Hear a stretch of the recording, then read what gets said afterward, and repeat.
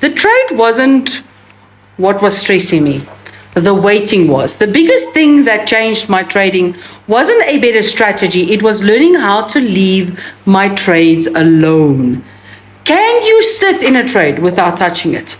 Most traders can't, and that's exactly why they stay inconsistent. One of the compliments I get quite often now is, "You're so patient, Marnie. How do you keep the position?" Well, people see me place a trade and just, leave it.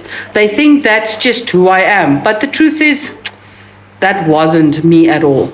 When I started trading, I'd find a setup, enter the trade, and then I'd stare at it like, ugh.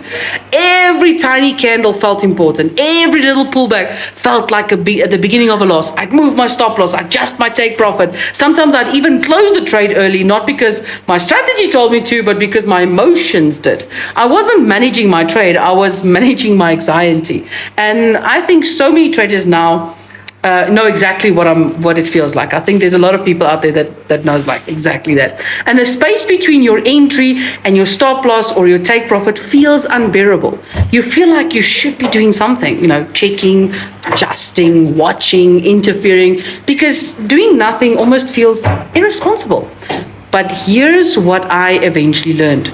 That empty space after you enter a trade has to be filled with something.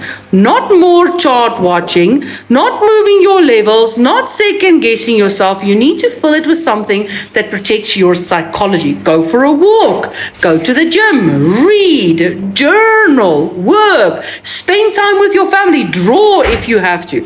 Do literally anything that gets you away from the chart, because once you've exhausted your plan, your job changes. You're no longer a trader making decisions. You're now a trader trusting your process. Every time you interfere with a good trade because you feel uncomfortable, you're teaching your brain that emotions are more important than your trading plan. And that habit will keep you stuck far longer than a losing trade ever will. Today, I don't leave my trades alone because I'm naturally patient.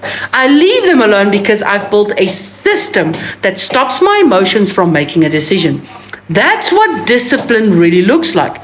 It's not having fear, it's refusing to let fear drive the car. If you're struggling with this today, you're not broken. You're simply trying to control something that was never in your control in the first place. Control your process, let the market handle the outcome, because consistent traders don't win by making more decisions.